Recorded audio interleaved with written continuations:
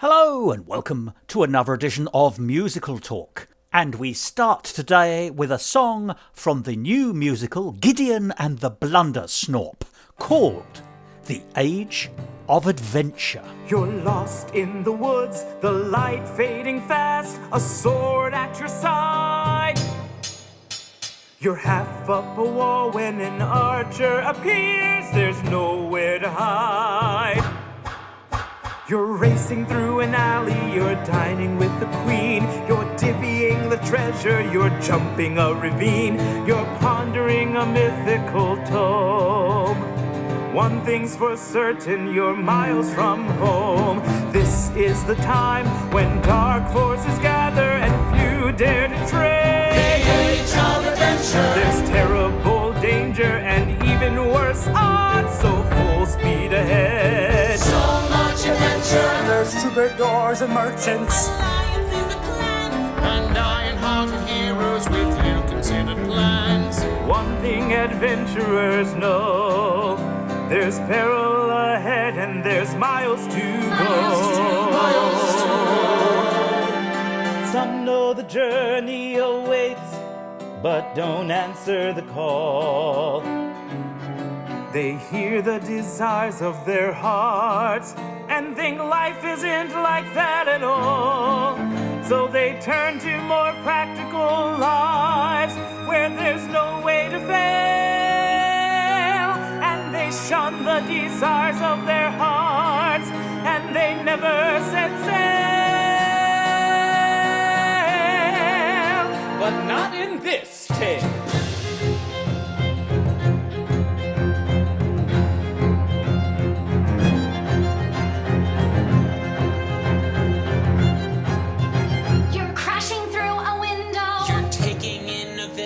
You're rescuing a relic. You're aiming a ballista. You're spying for a duchess. You're charging on a stallion. You're plotting a rebellion. You're leading a battalion. You're everyone who's ever set forth.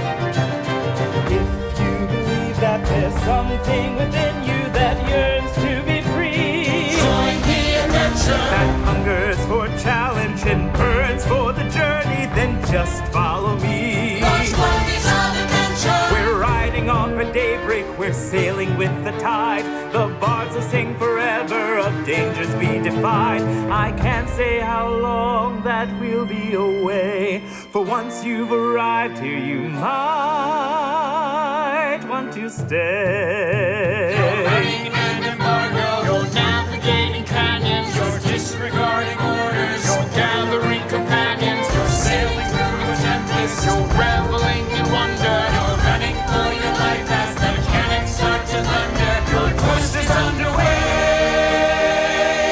Your legend starts today. Get ready for the age of adventure. Hello and welcome to another edition of Musical Talk. I'm Thos Ribbits. And am I alone in wondering why during times of war we don't go round returning all those ploughshares back into swords? And swords are not a million miles away from the show that we're going to be talking about today, as you've probably gathered already when you listen to that first song, which is the opening song from Gideon and the Blundersnorp. Now, you may remember that I discussed this with its composer, friend of Musical Talk Michael Gordon Shapiro, last autumn, when it was being presented to the world as a virtual workshop. Well, delightfully, times have changed significantly enough to allow this show finally to reach the very place it was always intended to premiere in a physical theatrical form, and that is the Hollywood Fringe. But even more excitingly, this show, if you like, is a hybrid in the sense that there are two different ways of seeing it, which encompasses everybody in the world. You can actually see it in a physical theatrical production at the Hollywood Fringe, but also each live performance is being streamed online, which means that if you don't live close to the venue, i.e. not in America, you can still see it. And I think that is a wonderful thing. But I tell you what's even more wonderful. The show, Gideon and the Blundersnorp, And I'm going to prove that to you in two ways. In just a minute, you'll hear a conversation with Mike Shapiro about his wonderful show, and particularly this new Hollywood Fringe version, which, as I say, is both physical and streaming. But also, we'll be hearing more songs from the score. So, let's go straight into that now. Let's hear a song called Not Impossible. And then you'll hear from Mike about how eventually getting this show staged physically was also not impossible. Not impossible. Not impossible. I heard it distinctly, that's what he said, and now I can't get the words out of my head. Not impossible. That means possible. That's better than who knows or no one can say. That means there's a way. So I've just gotta figure out what I can do, so that I can be part of the Cavaliers too.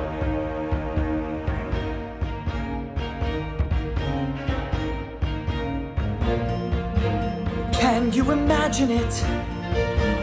Being an assistant to an assistant to an assistant to a real Cavalier, helping the helpers of the helpers when danger is near, acting with bravery, being the first into danger and the last to retreat, aiding the fight against murderous hordes, maybe assisting with carrying swords, riding the kingdom and safeguarding farmers and lords. Not impossible. Tricky, but not impossible. They must need an extra helper or three. Why can't one be me? I've just gotta come up with a thing I can do, so that I can be part of the Cavaliers too. Oh, I guess this is where we turn around. You know, Aspiration, I bet we can jump that fence. Oh, don't be like that. It's not that tall. Let's do it. Yeah! Sometimes when I ride, I start to lose track of the rest of the world, and it feels like the wind is challenging me to a race. And there's just the rhythm and the bounce of the road as we pick up the pace. First I bring her to a trot, and then a trot becomes a canter, and a canter is a gallop, and we're gone. And the world turns into colors like a spell from an enchanter, and it feels like I'm floating incredibly high, like I'm jumping right over the sky. Yeah! Not impossible. What I want's not impossible. I may be a peasant stuck with a chore, I may be a commoner sweeping the floor, but I can be more. I have just gotta figure out what I can do, so that I can be part of the Cavaliers too.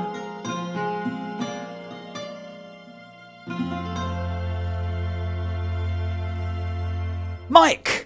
It is that time of year when I get to be a very happy man, and the reason I get to be a very happy man is because I'm talking to you, Mike, about your show, Gideon and the Blundersnorp. Now, some of our listeners will remember that we spoke about this last year in the autumn time when you were performing or arranging, I should say, a virtual production of that people could watch in streaming form, which was very much part of a trend for 2020, I think. Obviously, with the worldwide global pandemic, theatre moved out of actual theatre buildings and so much more into the virtual world. And I think that's a change we're going to see at least surviving much more than historically we would have seen beforehand, he said clumsily. But although the COVID pandemic continues across the world, in certain parts of the world, some form of control is now arriving through vaccinations, And we're lucky enough in the United Kingdom, for example, now to be able to return to some form of normality. And I think the same is true in Los Angeles and parts of America, possibly all of America, I'm afraid, I don't know. But I'm talking about Los Angeles particularly because I'm bringing this to the fact that your show is finally making it to the place it sort of ultimately should always have gone to, the Hollywood Fringe. So before we go anywhere further, Mike, could I just ask you, could you give us a quick snapshot of the story of Gideon and the Blundersnorp so that people can get a sense of what it is we're talking about? Of course, I'd be happy to. Gideon and the Blundersnorp is a musical about being your best self and fighting a giant monster. That's our log line. It takes place in a medieval-ish world and concerns a young stable hand who learns that a local knight has gone off to patrol a forest, and unbeknownst to the knight, the forest contains a giant monster. So the stable hand, the titular Gideon, flees the stable, where he's more or less an indentured servant of sorts, and he sets off to warn the knight, who, in this world, the knights are referred to as royal cavaliers. So Gideon is set off to warn the knight, the royal cavalier, that he's in incredible danger. And Gideon, not being an experienced traveler, immediately gets captured by forest bandits, and this really kicks off his own adventure proper. Along the way, he meets up with a young woman named Alana, who is on the opposite end of the social spectrum. She's what we would call a member of the extended royal family. And despite being from very different worlds, the two of them team up and eventually find themselves confronting the monster, the Blundersnorp, directly. So that's the quick 30 to 45 seconds synopsis of the show. But the history of Gideon, by which I mean its inception to now, has in itself been a journey, very much like a good character in a good musical, which of course Gideon is, and so is the musical. Do you want to briefly also just remind us of the various stages? Sure. Like many musicals, Gideon has gone through a long developmental process. Unlike most musicals, Gideon didn't start out as a traditional musical. The very first concept for this was a piece for narrator and orchestra. So imagine something akin to Peter and the Wolf. And I think Peter and the Wolf was the direct inspiration, not necessarily in subject matter. I guess there's a monster-ish thing in both stories, but mostly in the idea of having a narrator and an orchestral accompaniment. And I did a prototype of the piece, I think back in 2008, just a private recital. And what I found from that experience is an hour is a very long time for a narrator to go on their own. And also from the standpoint of orchestral programming, it's kind of a tough pitch to say, please devote an hour of your concert just to my fantasy story. So years later, I reflected that I really liked the idea of this story, but narrator and orchestra was not the best way to tell it. And it occurred to me that an hour is a great length for a family-friendly stage musical. And I realized that the characters in the story were so full of passions and strong emotions and lessons learned that just intrinsically the story would make a good musical. So somewhere around 2018, dovetailing a little bit with my work on my prior musical, The Bully Problem, I set about translating the story into the form in which it exists today, which is a stage musical for about 8 to 10 people. That's kind of the first big transformation of the show. The second was much less intentional. We had planned, so my producing partner is an organization called New Musicals, Inc. here in Los Angeles. And we've produced a couple of workshops together, and this would have been I have to pick my tense correctly. This, at the time, would have been our second collaboration. And we were aiming for the Hollywood Fringe Festival in 2020 as the time and place for our stage premiere.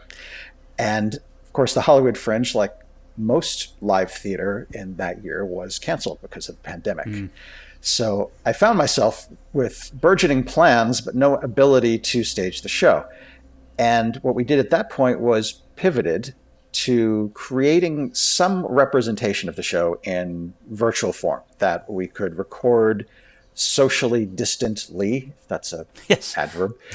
I'm going to write that down and look at it later, but I'm going to accept it at face value. Exactly. We could record it in some fashion that would be safe and that we could present to the world in a safe fashion, meaning not in a theater.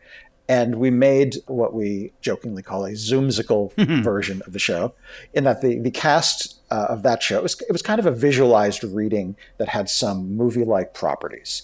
We had 12 cast members, all in their own homes, recording their parts by Zoom simultaneously, essentially like a teleconference. And this is a very common format now for play readings and musical readings, to do it over Zoom or equivalent communication software. So we did that version. We had the actors sing their songs on their own in their homes, and I had an excellent editor stitch it all together and essentially make it a kind of movie that required a lot of imagination, where scenery and props and the physical manifestation of the story was concerned.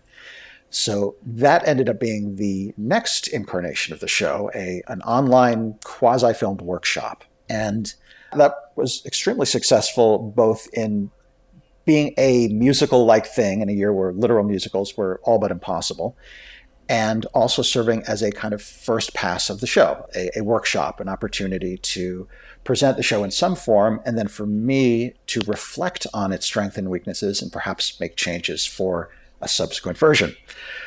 Which is a good segue to present day, because now we are finally looking at the first traditional staged premiere of the show. And there's a little asterisk next to the word traditional. And if you look at the bottom of the page, it'll say, except the audience has to wear masks. As long as they don't have to wear them over their eyes, that shouldn't be a problem.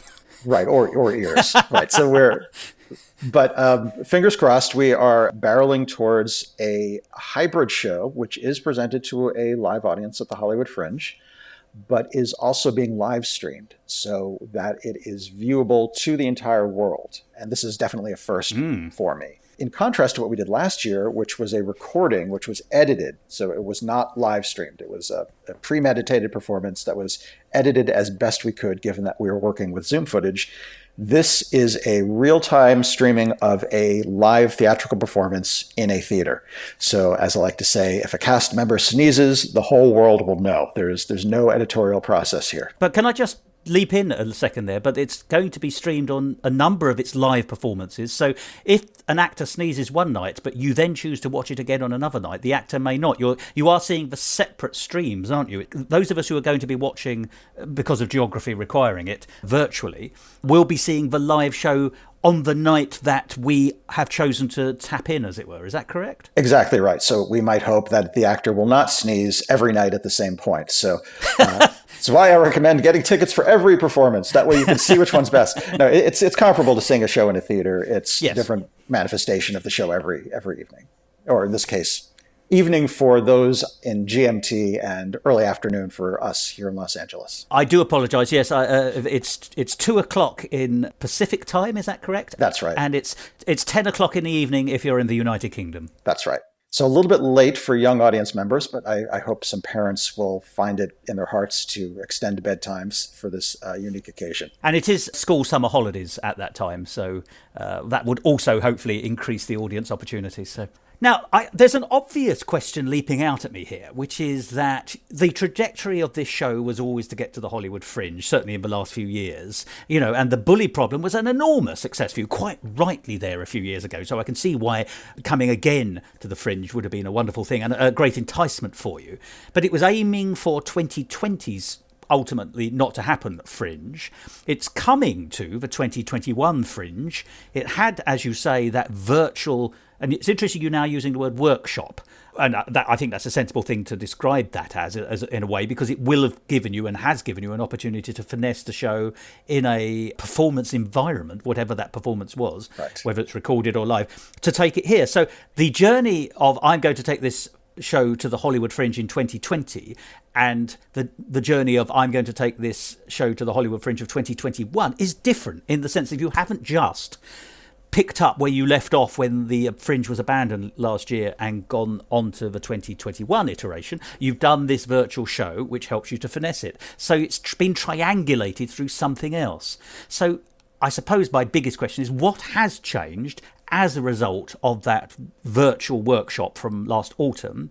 And also, has anything else changed for different reasons?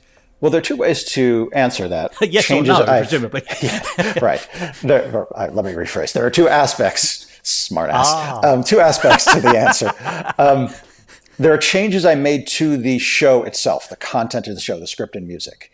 And then there are elements that we simply didn't have to think about for the Zoom version, the video version, just because when you're recording a spirited reading on Zoom, you don't have to deal with those questions.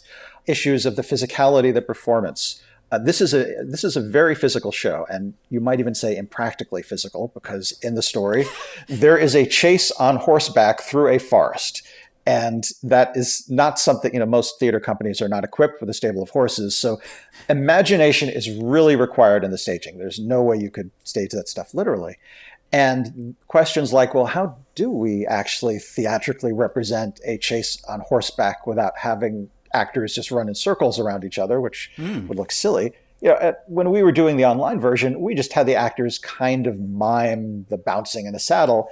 And the physicality of that chase was actually done editorially by cutting back and forth the different characters at a certain pace to suggest motion and the kind of the rapidity of that adventure. And other elements we just didn't have to deal with. But now when we're coming to the stage, we have to face those questions. We have to say, what is the physicality of these actors chasing each other on horseback?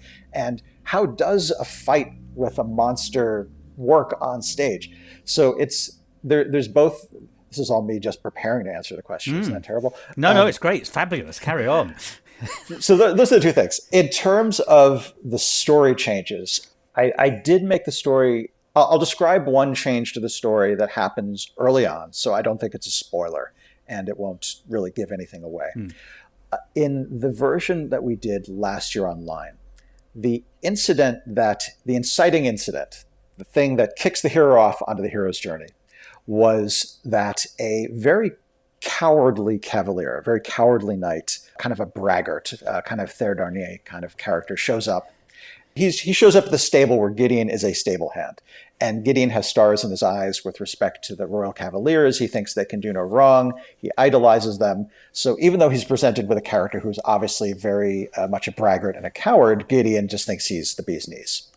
So there's an announcement that there's a terrible monster in the northern forest and that all king's cavaliers are immediately dispatched to go confront the beast. And this cowardly knight immediately turns tail and runs. And Gideon, being kind of naive, says, I guess he's run off to fight the monster. And look, in his haste, he's dropped his sword. Oh no. He's in big trouble because he's so brave that he's running off to fight this monster and he's forgotten his sword. So Gideon thinks, I'd better take this sword and return it to him. And he rushes off thinking he's going to go reunite the knight with his weapon, when in fact the knight is making dust clouds running in the other direction. And Gideon is unknowingly off chasing the monster himself. And that's what happens. Now, on paper, that sounds like a good reason to kick off a story. Yes. And for years, that was the inciting incident. But when I finally got to see the Zoom version of this show and really experience how the story played out, certain things came to light that weren't really clear when I was just looking at this on paper, or even when we were doing readings in prior years. I think a key thing in a musical, and this is not necessarily true of a straight play, but I think it's always true of a musical, is that we need to empathize with the protagonist, the hero or heroes, and we really need to buy into whatever their mission is. Jean Valjean wants to be a better person. We can say, okay, I can totally understand that. Elle Woods initially wants to follow her ex-fiancé to Harvard and win him back. And we're like, yes, I could understand wanting to do that. And then she changes her mind later, and now she wants to be a lawyer and find autonomy. And we say, yes, I'm all about that. And any great musical has a hero, or I'm using that term without reference to gender. It has somebody in the foreground, and we're on board with their mission, and we like them, or at least we can sympathize with them because of their mission. So in the 2020 version of Gideon, I realized, his mission kind of sucks. I mean, he's being noble in a way, but he's also being a real fool. He's being so naive and so wrongheaded that we I feel like someone watching would feel sympathy and also feel bad for him because he was obviously on a fool's errand. And As it turns out, he accomplishes great heroic things, but it's kind of by accident. Yes, that's the key, I think, isn't it? You're right. That seems to be what you were saying. Sorry, I'm just analysing what you were saying as you were saying it. That actually, for example, in Legally Blonde, she states what she wants overtly, doesn't she? And all the other characters you mentioned, and pretty much all the others we haven't mentioned, overtly state what they want, even if their journey then goes off to be something different, or they learn further beyond their own ambition at the beginning. But to sort of stumble into your journey by accident, which seems, as you say, if it were in a novel, I suspect that would work fine. But it is interesting to me that it makes them a little passive, I suppose. I agree, or at least it makes their ends unrelated to their intentions. A good point, yes. And again, this can work fine in a book or anything but a musical. But a musical is driven by songs. And in order to empathize with music, we have to empathize with the needs of the character singing a song. And I realized this is subtle. This is not me having this theory beforehand. This is me learning through experience, right? It's a kind of a subtle distinction, but I said, no, actually, I need his mission, his initial mission, which is hard to say, initial mission. Well, if you want to take a break in it, that will be the initial mission intermission, won't it? So, well done. So with your permission, I will continue. Very good. I could do this all day. So I said, okay, I need to make his mission suck a little less. So in this version of the story, it's similar but different. What happens is a legit cavalier shows up, a perfectly noble, respectable member of the knight community shows up. And he says, this is, again, all beginning of the story, so I'm not really spoiling anything. And he's chatting with Gideon, and he says, yeah, I'm off to do kind of routine patrol of the northern forest. And Gideon asks, will it be very dangerous? And he says, nah, it's fine. In fact, it's so safe, I gave my partner the day off. I'm paraphrasing a little bit. He says this in a much more dignified, medieval-ish way. But that's the message. So the knight goes happily off to what he thinks is kind of a milk run. And after that, the announcement of the Blundersnorp comes through. The town crier says there's a Blundersnorp terrorizing the northern forest. So in the prior version, we have a cowardly knight hearing that information and running away, and Gideon mistakenly thinking he's chasing that knight. In this version, we have a noble knight unaware of that information. He goes off into the forest thinking it's perfectly safe. Then Gideon learns about the Blundersnorp. Then Gideon says, uh-oh, that knight's in trouble because he thinks there's no danger. And in fact, he sent his partner home for the day. So he's in real danger, and I've got to warn him about the Blundersnorp. So that is the new start to his mission. And you can tell that's immediately better. I'm sorry, just describing that to me, you're right. That's in itself noble. Exactly. It's a much, we can be on board with his new mission more fully than we could with the prior version of the story. And it also creates a unity because in the prior version of the story, he does eventually stumble on that very same knight, the good cavalier, at the end of the story, and he does something heroic. I won't spoil it, but in that prior version of the story, at this climactic moment, Gideon is meeting this cavalier for the first time. So very late in the story, I'm introducing a new character and trying to get the audience to care about him, this good knight, this noble cavalier. So in this version of the story, we are planting this character early in the show. You're meeting this noble cavalier, and then you're re-meeting him later. And this is just one of those dramaturgical things that works better. And it's not obvious that it works better until you see a contrasting presentation of the story. So here's an example where I've made a change, and it has just made the story better. We feel like there's continuity. There's no characters thrown at you at the last minute that you've never heard of before. It feels much more like a single, well-integrated story. So that's the long answer to that. Well, no, that's genuinely interesting. And also, I was going to say it works very well within the thematic elements of the story as well, doesn't it, actually? Because Gideon's ambition, what he'd ultimately like to be, would be one of these noble chevalier, if you like, one of these cavaliers. That's always what he's wanted. And it has been the social strata of that society which holds him back and pegs him in a sort of labelled box. But if there's a message coming out of the story at all, and you're overt about this, it's actually that, you draw from your own personality and character rather than the status you have in society to be a good or bad person. And as we've just said, that new plot development that you've introduced shows actually that he has the nobility already that is needed to be one of the chevalier or the cavalry members. So you've actually prefigured the fact that his personality has in it already the things that he is looking ultimately to find. I'm hearing the Wizard of Oz in that sort of thing, if you get my drift. But right. I think, but thematically, that's brilliant. I think that's it's clearly an improvement, but also one that you can so clearly also see how it's tidied up the story. It has, and it was just a really good change. And even though when 2020's Hollywood Fringe was canceled, I regarded that as a tragedy at the time, and of course it was a huge disappointment, and for many people. From a developmental standpoint, it was actually a blessing in disguise, because the version I'm bringing to the stage now is a better show, and it's because we had the opportunity to prototype the show in an online form in a way that did not require the same expenditure of resources as a full production would have. So it ended being developmentally beneficial for the show, and it was very educational for me. So that is a direct result of the virtual. But you were also saying, weren't you, earlier on, that there are other things you've had to develop because that just simply didn't give you that physicality, which you have been seeing. I don't know if there's anything else are there any other sort of insights you can give us on that tranche of changes which you're bringing to this year's version of The Fringe?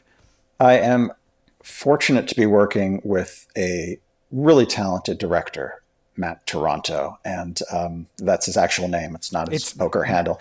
That is magnificent, by the way. It's such a great name because it just rolls off the tongue. He is both a director of film and theater. He has a long history with musical theater. He is an actor. He is a dancer and choreographer. So he is kind of the nexus of all these skills that you need to stage something like this. And I should add, above all, he really gets the story. He's gotten it from the beginning. He understands the intent and style. So he has come up with some staging, I don't want to say solutions, because that kind of sounds like you're fixing a car, but some approaches to staging and visualizing the story that work brilliantly. They're extremely theatrical. They are non-literal. They are symbolic.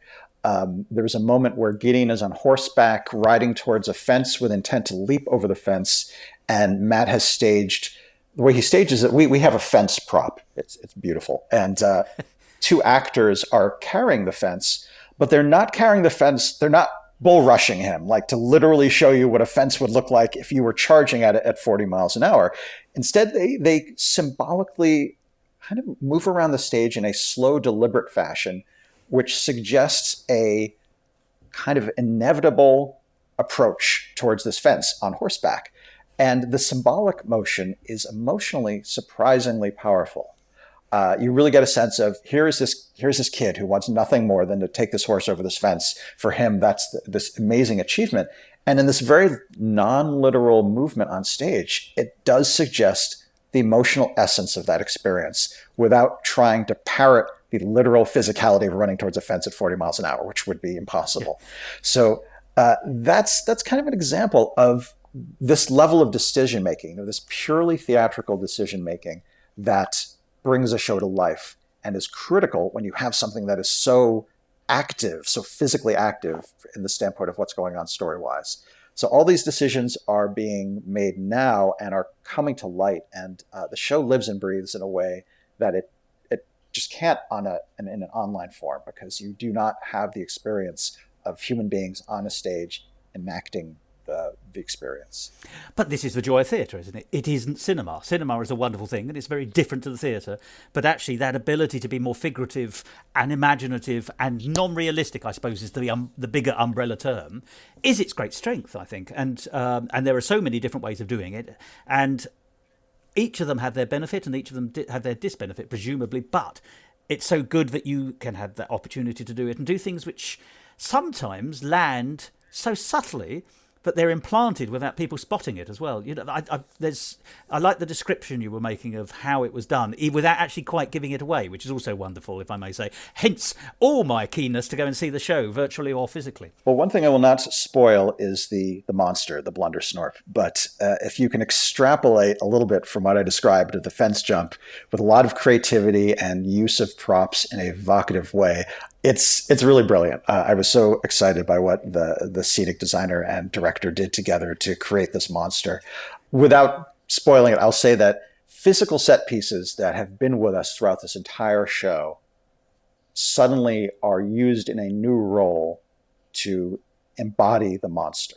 And I'll leave it at that. That sounds good. Yes. It is a kind of symbolic parallel to how the characters in the story, Gideon and Alana, find themselves in different roles and exceeding the supposed limitations of their social class and becoming new people. So the set pieces and the props that we use also go through a similar transformation. And this was a very deliberate choice on the director's part. And it sounded great in theory, but just watching it happen on stage is kind of magical for me.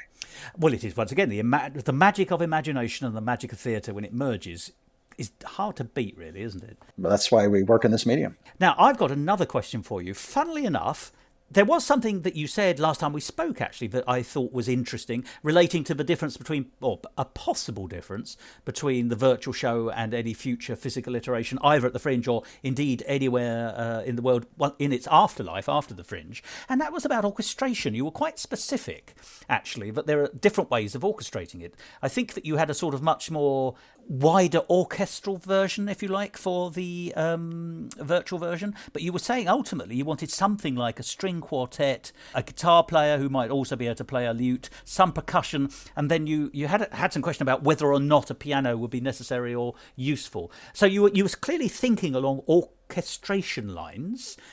Where are you now with those thoughts? The current stage edition doesn't have live musicians. Simply because we're back to rhymes for simply because the space in the theater doesn't permit it, and there is an argument that when staging a show for the first time, try to keep it as simple as you can. So we're using pre-recorded tracks as we did in the online version, and in many cases we're using the same tracks or tracks that have been transposed for different keys just to match the sensibility of different singers.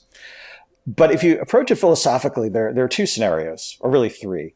The simplest scenario is you just get a pianist and that's it. And that's if you were performing the show under limited budgetary conditions or you just didn't have the space for anything beyond that. Yeah. At the other extreme, if Disney calls me at the end of this interview and says, we'd like to like to hire the animation team to do a feature version of this, then I would say, let's contract an orchestra and do this. Let's go full Little Mermaid, and get a nice large orchestral ensemble. Hollywood Fishbowl. But exactly, and the orchestrations I've done, the digital orchestrations, are mostly in that spirit, a kind of lush Disney-esque sound with the full orchestral complement.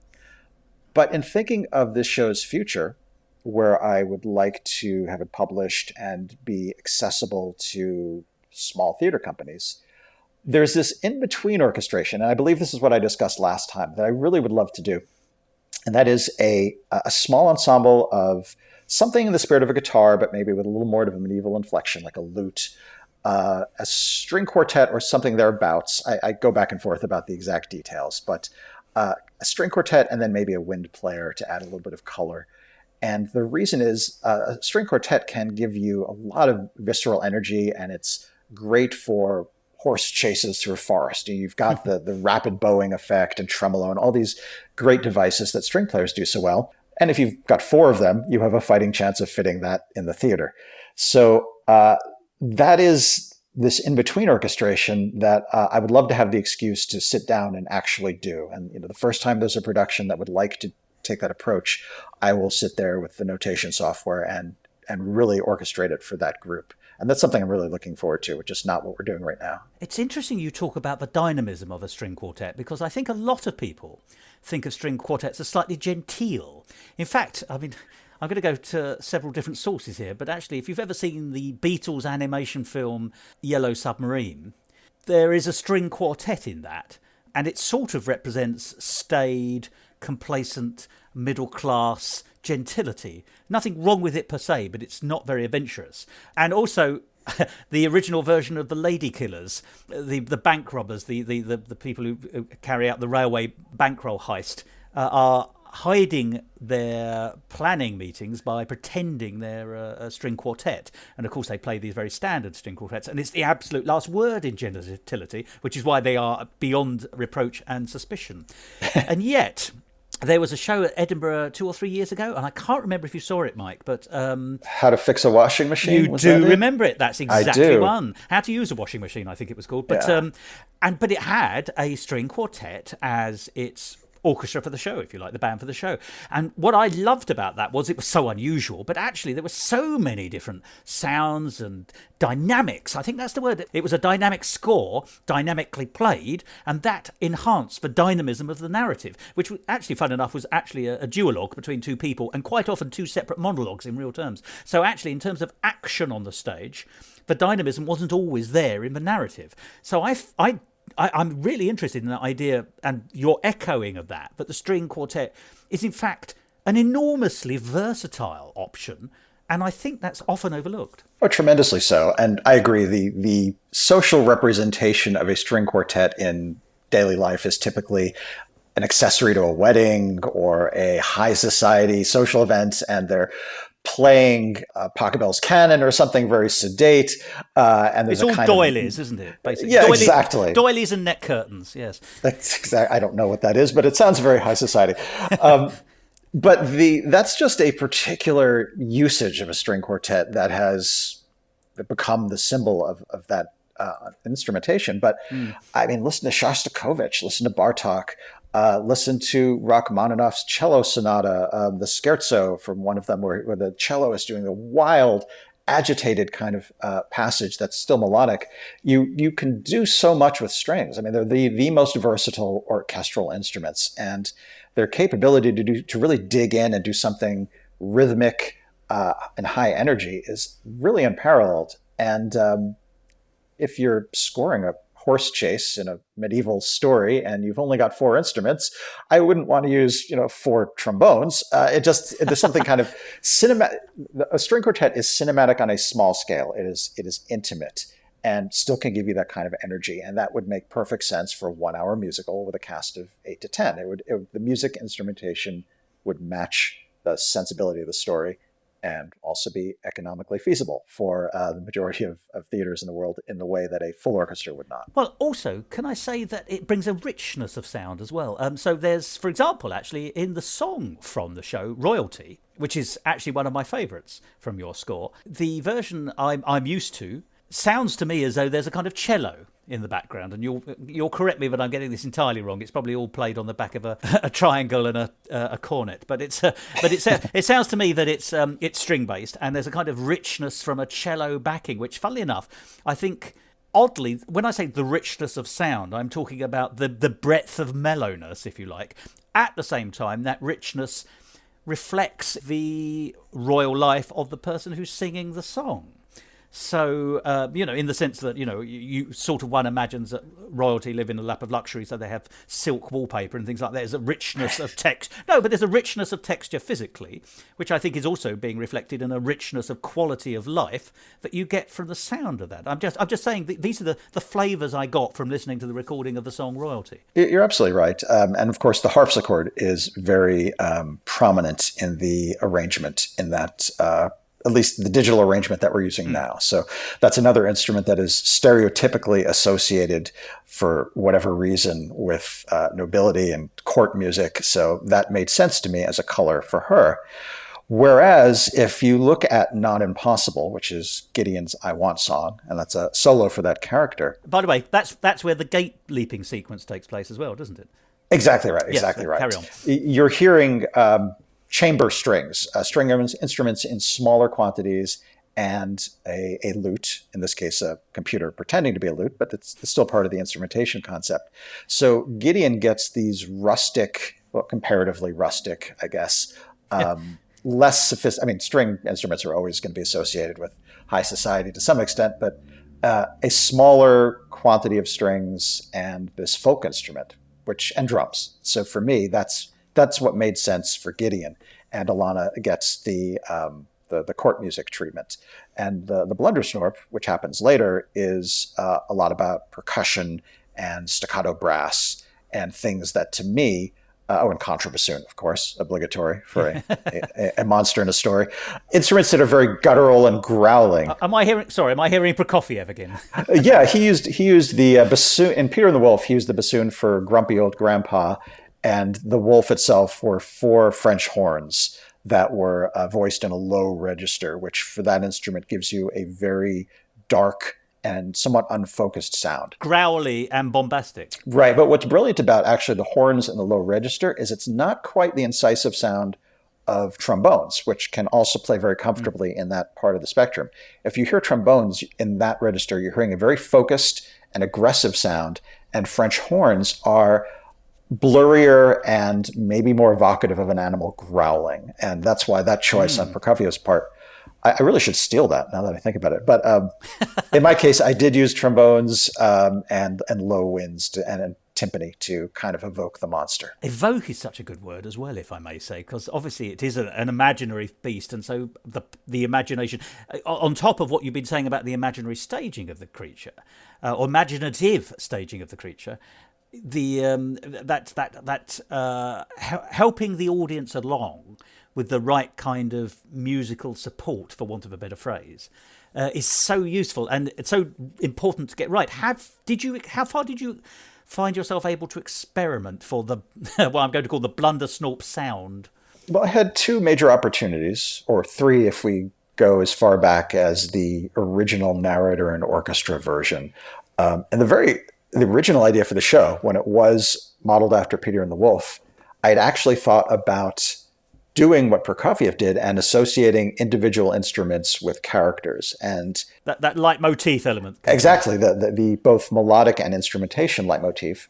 And I think he had a kind of agenda, much like Benjamin Britten with The Young Person's Guide of the Orchestra, of acquainting young audience members with the different instrumental sounds this way and highlighting them that way. And the very first version, I thought I would just have the Blundersnorp just be a timpani. And that would be the entire sound for the monster. And the original physicality of the monster was this thing that curled itself into a shell like a beetle and then started rolling and would crash through the forest.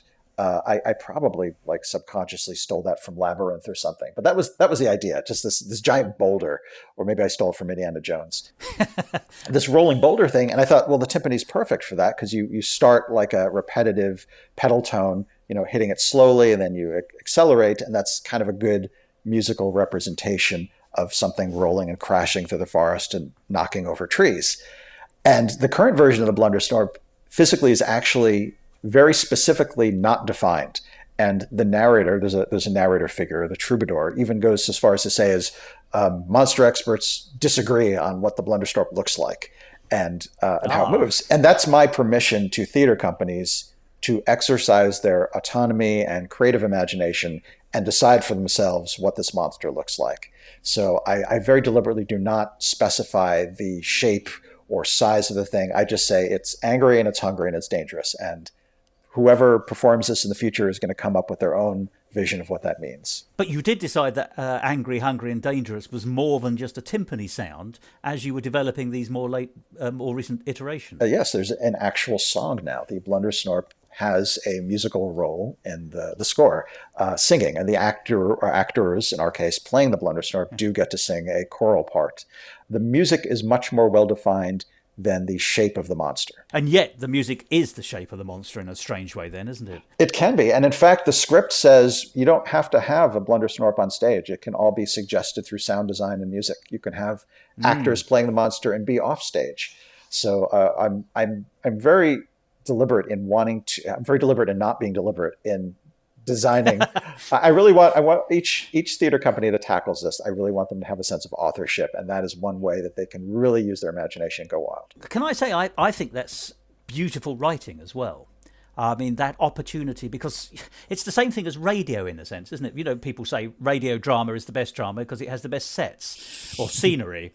And I think in a sense, the imagination trumps even that. The idea that there can be a physical representation, there's certainly a musical representation, but quite defining the Blundersnorp is still very much in the eye, the ear, the brain of the beholder, as it were.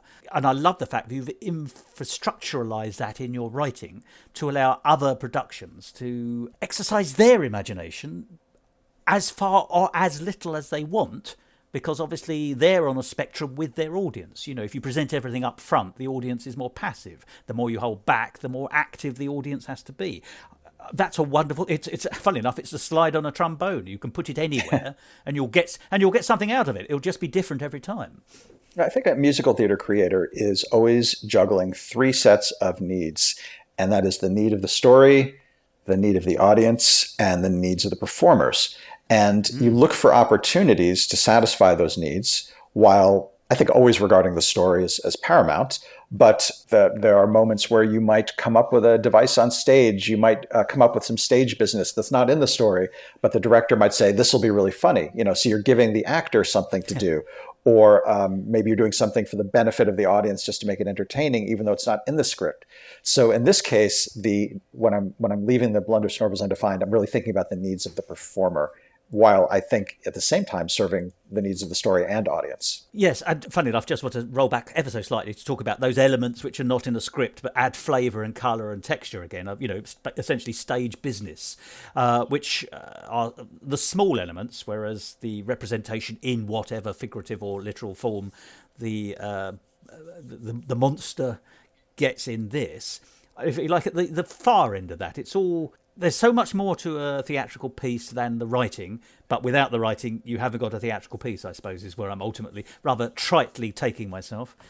All right, and that's a very interesting distinction between theater and literature, because literature never supplies those visual details, and it's always in your imagination.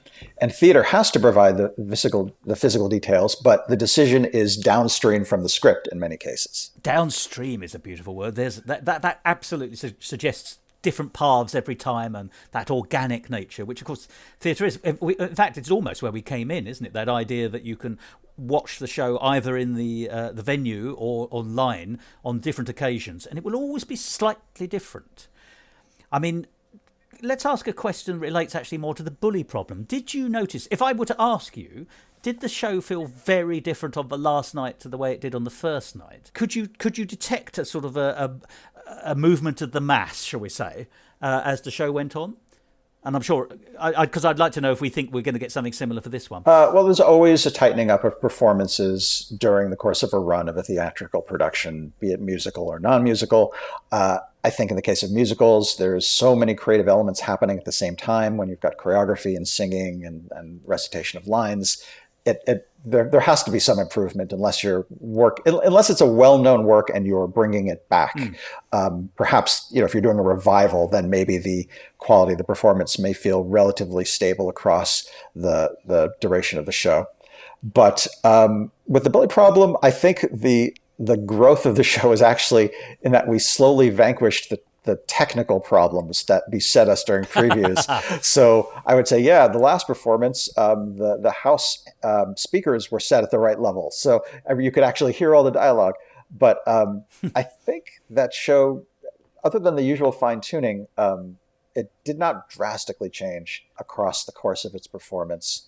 And likewise, I think that other than, again, this minor element of fine tuning and speeding things up, I expect a pretty even keel in terms of the performance itself. And that's a perfectly reasonable thing to say. Although I do think the audience are the final people who come in and change a show. Because sometimes audiences find things which no one involved in the production up until that moment had ever realised was a thing. And I'm always interested to know, the if you like, the built-in qualities which are sometimes invisible to the creators. Sure. And I mean, if you really want to go into the weeds, you could say that... I do. Well, here's looking at this from a global perspective. The Hollywood Fringe is a fairly small festival, especially in comparison to the monolith that is the giant experience that is Edinburgh. So the sprawling fringe, exactly. Yes, right. And in Hollywood, it's especially if you as a creator are actively involved in the community, if you're meeting with the other show creators, if you're hanging out with them at fringe events and networking, there is a little bit of an element of everyone kind of knowing each other. I don't mean that literally, but there's some element of that. Like being at a school where there's 1,000 students as opposed to 10,000. You get Yes. What I'm getting at is that the reputation of your show will travel through this community relatively quickly if it's good. People will hear about it because it's that kind of festival. It's intimate, and the creators are commingling often. So, to return this to your question, at the beginning of the run, there may not be expectations in the audience, either in the literal audience sitting there or in the community, because your show's reputation has not yet permeated the group of people who might make your audience. Whereas if your show gets a good rep, as the Bully Problem did, people are going in towards the end of the run excited to see this thing they've heard about. And we were fortunate enough for that to be the case.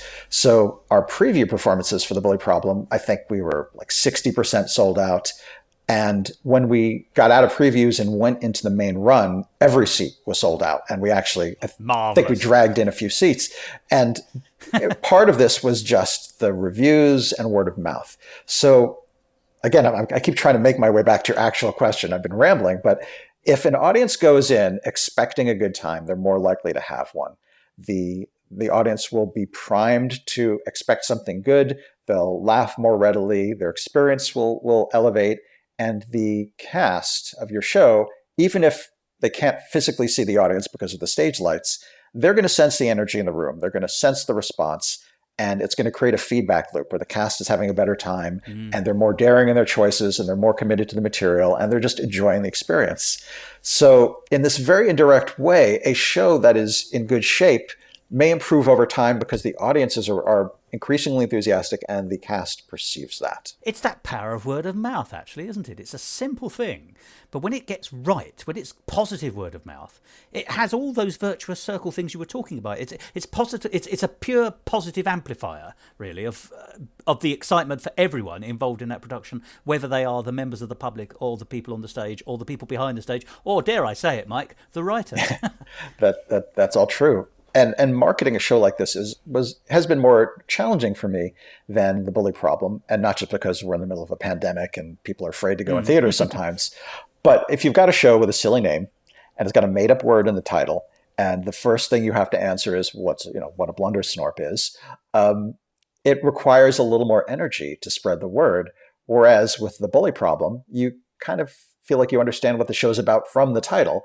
And then I say, and there's a robot in it. So people get excited quickly.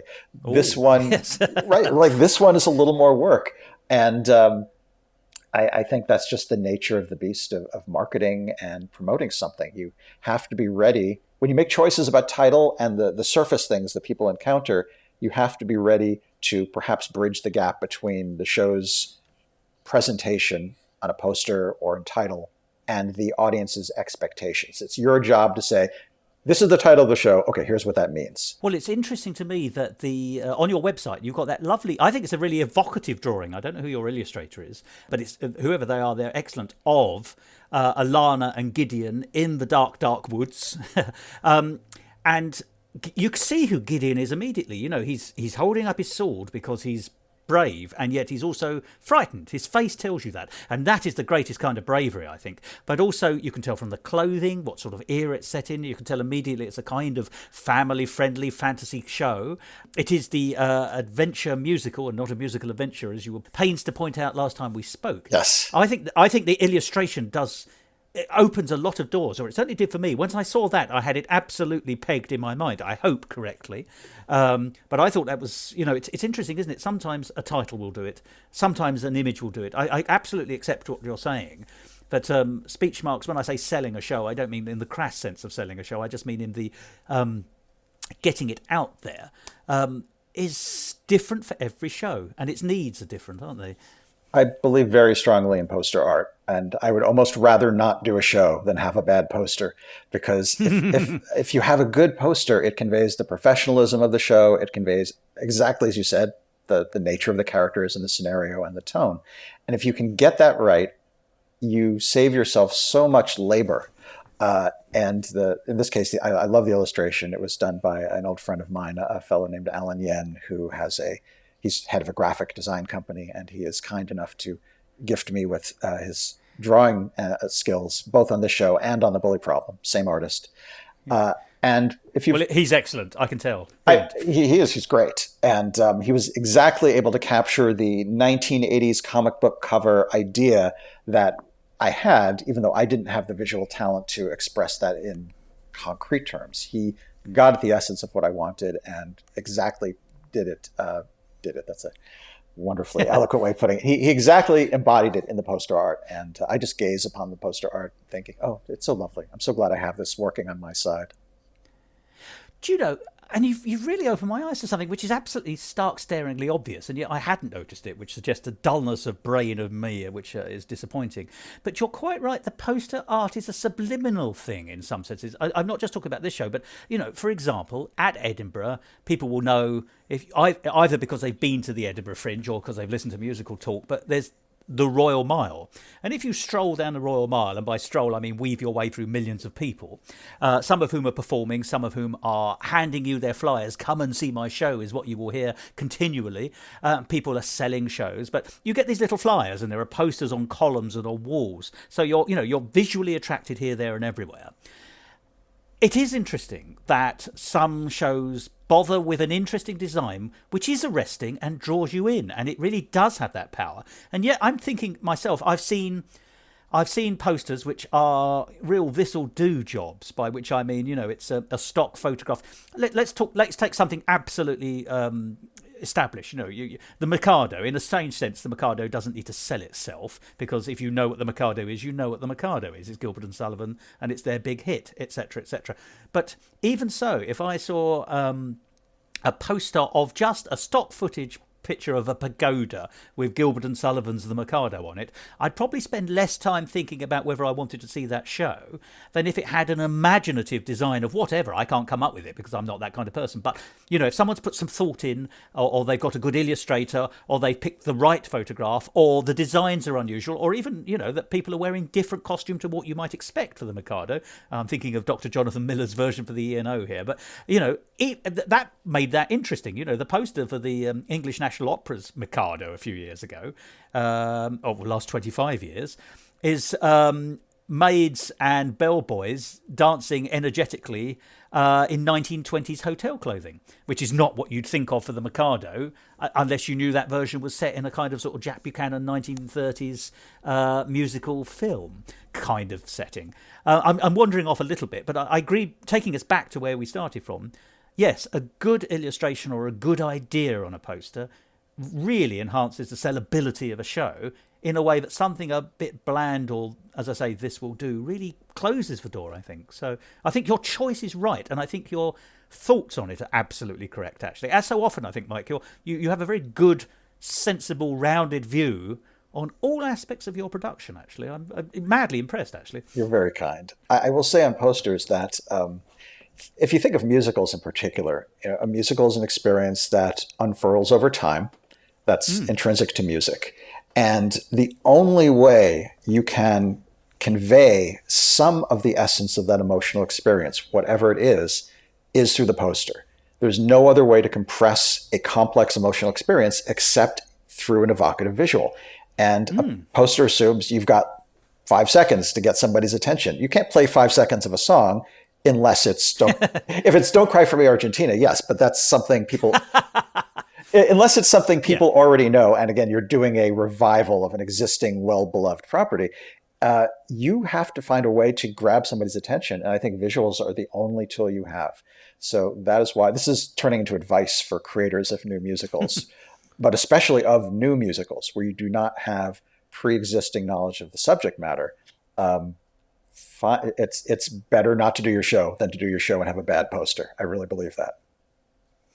Well, there's no point in, putting in all that effort and just have people not want to come in because they've not been inspired beforehand. I think there's a great deal of sense in that. Yeah, you don't have to have a professional poster. It just has to be professional in quality. You don't have to spend money. You can beg someone for help. As long as artistically it is evocative. That's all that matters. It's got to be arresting in some way and for a good reason, yes. So, well, let us talk then about the people who have seen the poster and the people who have yet to do so. Right. How can people see Gideon and the Blundersnorp? And this is particularly exciting, and we're going back to something we spoke about earlier here. There is more than one way, and these two different ways between them open this up to a global audience. So tell me how and when. Give me the whys and the wherefores. Absolutely. The show is running weekends in August of 2021. And if somebody's listening to this podcast shortly after release, that will be known as this month.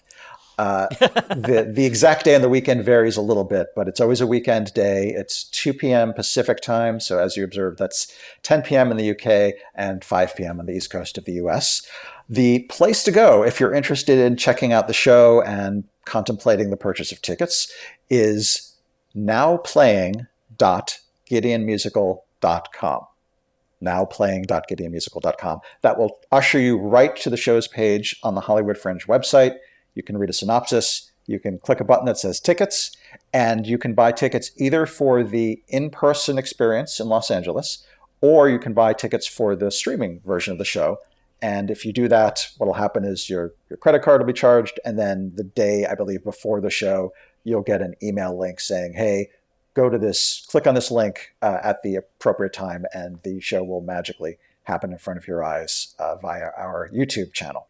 You can, if you want a much broader global sense of the show and you want to hear some of the music from our last year's recording, you can just go to gideonmusical.com without the now playing subdomain, and that will take you to the top level of the whole Gideon web infrastructure. But for someone who just wants to check out the show at a glance, get tickets, that is the place to go. And it'll be, as said, it'll be real-time stream. It's not a edited, recorded performance. So whatever happens, happens. And I think that's, as terrifying as that is for me as a producer, it is exciting for an audience. Oh, yes, absolutely. I mean, we all know that virtual performances have just become so much more common, but it is still more exciting to be seeing a live one taking place, just knowing that I'm actually, the only difference is that my seat in the theatre just happens to be 1,000 miles away, but what is happening is what is actually happening is still a step above watching a beautifully recorded version that was recorded yesterday and I'm watching it the day afterwards. You know, the thrill of theatre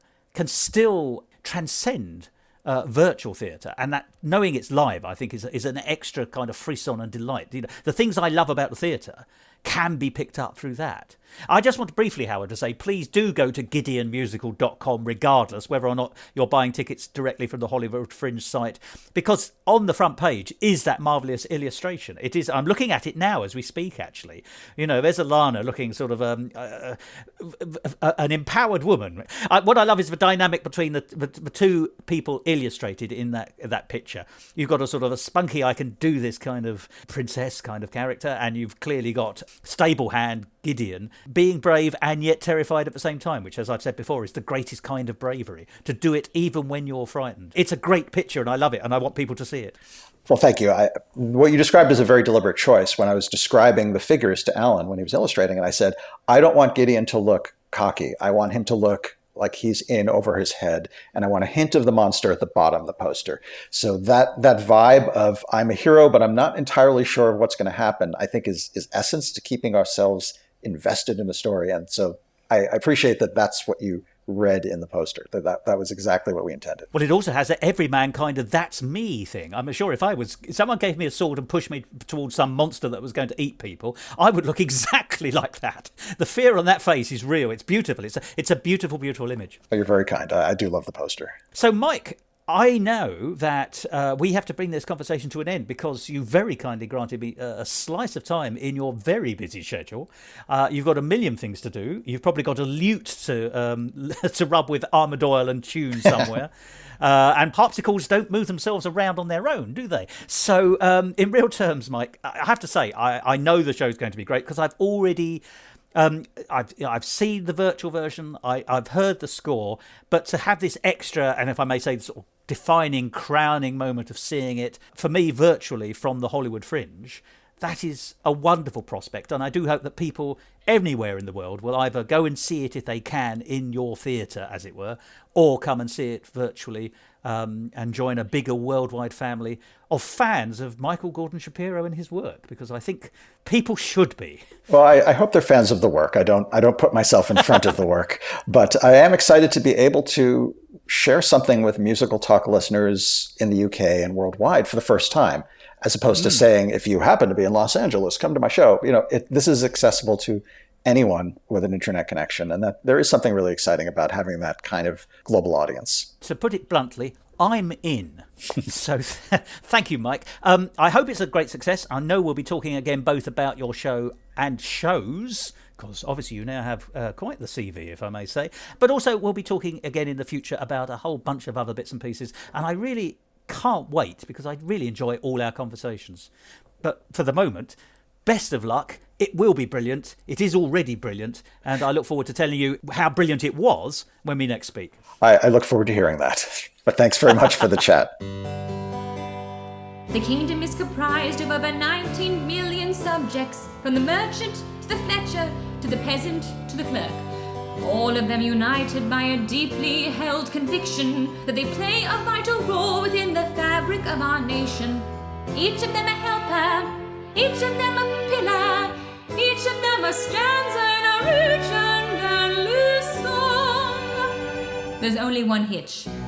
They're wrong! No one matters unless they are royalty. Royals govern the land and the sea. They're loved and admired, no voting required. For true inner worth is a matter of birth, and the world puts us where we should be. See the farmer at work with his crops. We trust him with pigs and we trust him with slops.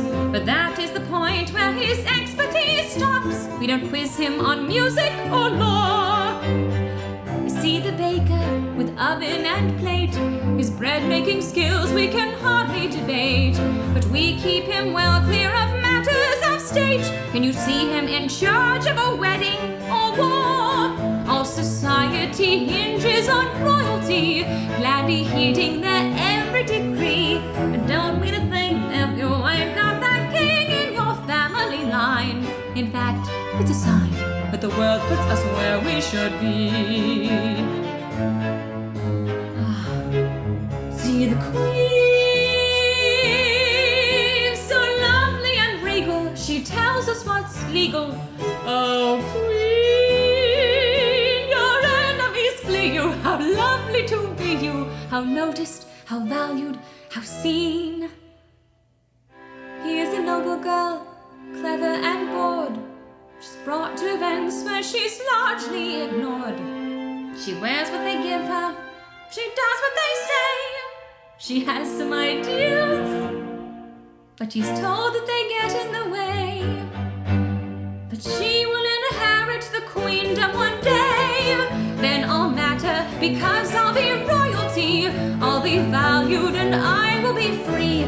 I'll speak imperiously, be taken seriously. So we wait for that fortunate date when we're ushered by fate to our proper estate. It'll be rather great when the world puts us where we should be.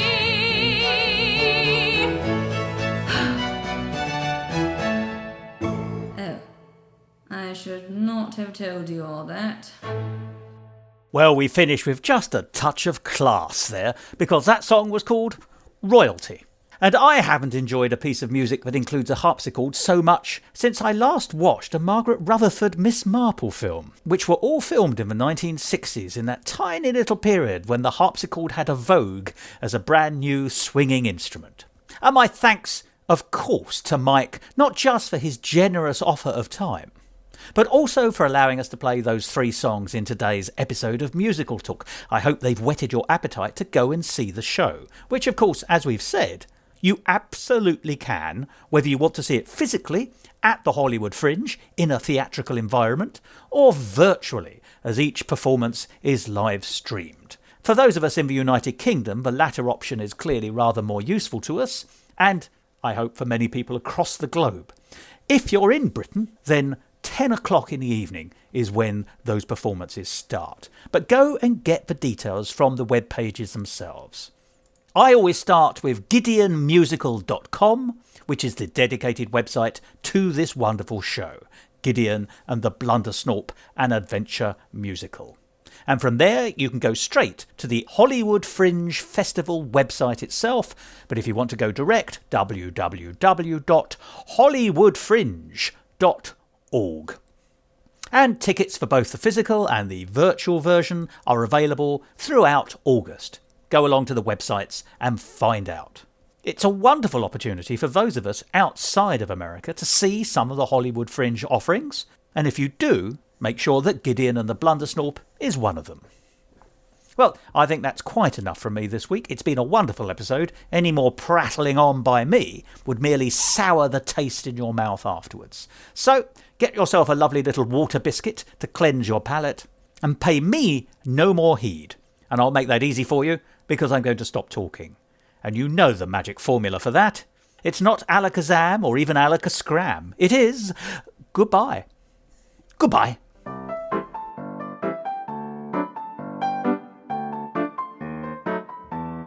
This episode of Musical Talk, presented by Thos and Michael Gordon Shapiro, and edited by Thos. Copyright Musical Talk 2021, except for the songs where the copyright remains with Mike Shapiro. And my enormous thanks to him for allowing me to play his wonderful songs in this episode.